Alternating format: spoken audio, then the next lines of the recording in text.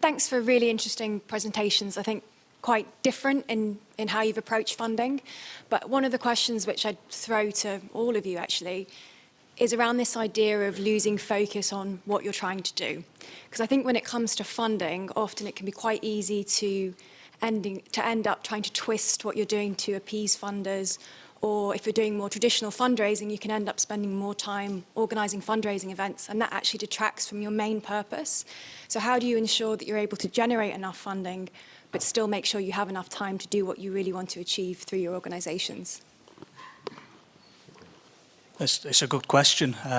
We often think, do we need to diversify? Do we need to be more inclusive for people that are less able-bodied? And we have to keep telling ourselves that the easy answer is to go and try and chase everything down, and you lose that focus. Then you have to stick to what you're good at. You have to recognise that there's great charities out there that are better equipped and have more knowledge to support certain groups of people, and stick to what you're good at, keep your focus and keep it concentrated. Otherwise you'll chase your tail. You'll be trying to fit your model to somebody else's objectives. That's a really bad way to go about it, especially when they come and ask for evidence at the end and you're not in a position to do that. Yeah, I mean, I'd say the same thing, really. We've literally put it in writing what we do. Joy of being married to an accountant, I regularly get the, how does that fit in this box? It's like, right, we won't do it then. So you set your charitable purpose. Our purpose is to benefit people's mental and physical health by taking them outside. So it's a pretty big purpose. We could do other things, but there's a little bit of payback. We do the things that we like doing because we know we're good at them. And for me, I think I used it actually the inverse. I used the funding to try and work out what I could do, because I'm just trying to find my way through. I didn't really know what the output would look like. So actually trying to understand where the need was and what I felt and what the systems were looking for, and where going with the tide, that because Notting was part of that trial site, because I'd done the peer leadership development program, because co-production was a thing, it sort of dragged me towards a thing, but I didn't know what it was, and actually the funding helped me crystallise what it was, and now I might be at some point in the future faced kind of, oh shit, now what? Yeah. I think we've got time for a quick anecdote. I ended up sat at one of our drop-in walks with our largest funder. Didn't know she was going to be there. She's like, oh, great, it's lovely to meet you. And we sat and we had coffee and cake. And little Scott, who's come on quite a few of our walks, was playing with the dog. And he was trying. You could see Scott was actively trying to persuade young Daniel to come on a walk. And Daniel's seen me a few times. And he sort of clocked that I always bring everybody back. So that's good. And eventually, 6 of us went out for a walk. And when we came back, Helen, the funder, said, that's wonderful. Yeah, you could see that guy wasn't certain. How did that happen?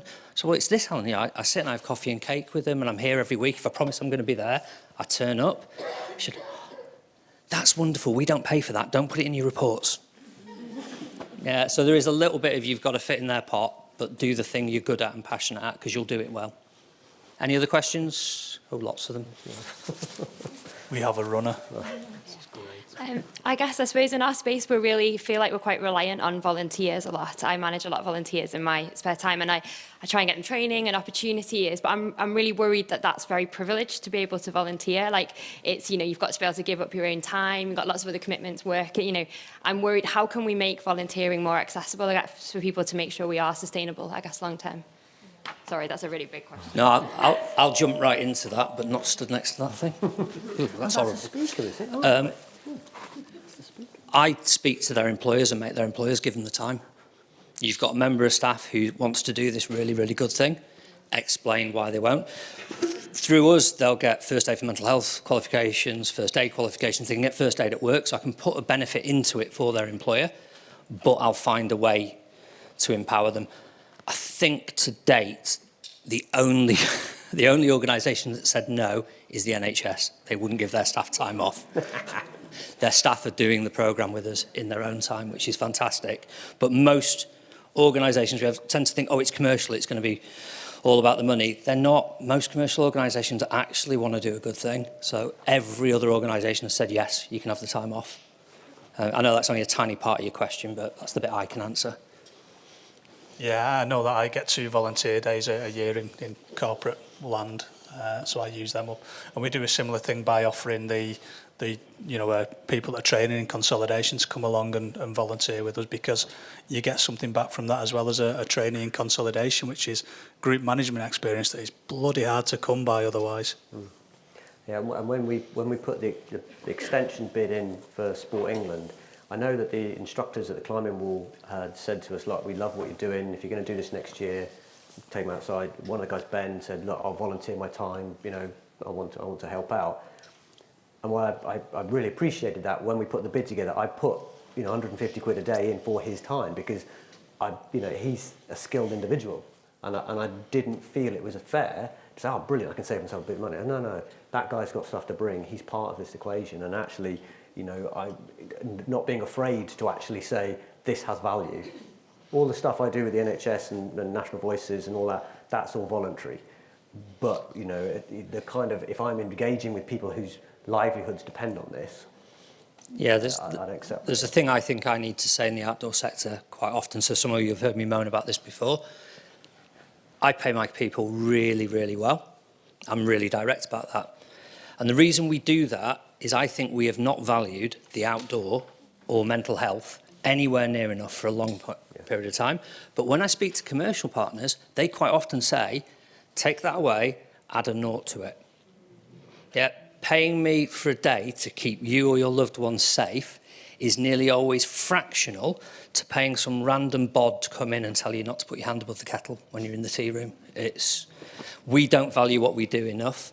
There are organisations out there who do. So, oh God. Good luck. See you when you Shouldn't get have back. volunteered for this, should I? I would come to you, but she said first. Oh, thank you so much. I have to say I did well up in all three of your talks, and I just thought they were heartbreaking and heartwarming at the same time. I just think it's phenomenal what you are all doing. And I think, there's so much I'd like to ask you sort of on a level of, how you deliver and your programmes. But considering this is about funding, I think a couple of things. When I first started in my third sector journey, someone said to me, be funding fed, not funding led. And that's always really stuck with me. And they also gave me a book on full cost recovery, which was very dull, but very important as a third sector organisation. And I think what I was interested in what you were saying is, for a few years, the organisation that I run, every year, got to the end of the financial year and you're thinking, where's the next bit of funding coming from? And it felt hard that, sustainability does mean bringing in money for staff. And you said about not making a profit. We're a non-for-profit. But we've had to make a profit to build up reserves, because otherwise my greatest worry is losing great staff. So if a funding bid comes to, if a funding pot comes to an end, and then you have 3 months of not having funding in, if we lose that member of staff, it's going to cost us so much more to re-recruit. So I think I'm interested, the three of you, how you kind of deal with that side of things. I'll go for the quick, easy answer, marry an accountant. So I was being a little bit facetious before. Clearly, we do make a profit from time to time, and we forward load our costs. It's just as simple. I'm not giving a penny to Richie. I can't be any clearer about it. So we'll just forward load in programmes. So some of the stuff that we will deliver in May will get invoiced in April. And our funding partners way, way, way more happy that we're spending the money on people than tax breaks for billionaires. Yeah, we're in quite a fortunate position in that, because we don't deal with massive sums of money, the money that we needed for this year we were able to get last year. So actually we're now saving for 2025, so that keeps us going. And it's a nice position to be in, because if we don't have 50 grand for 2025, we just do less, but we don't fall off a cliff. So it's just being sensible about what you can and can't achieve. And for me, because the funding has always been in partnership with Turning Point or Nottinghamshire Councils, whatever. So it's Turning Point and they're a social enterprise. So they've got all that stuff. I don't know anything about that. All I know is that they've got £7,900 next year, and we're going to spend it taking people climbing. The mechanics of it, above my head. So Belinda told us that was time. I know there were some people who had questions and we didn't get to answer. We're around for the rest of the day. Come grab us. We're easy to talk to.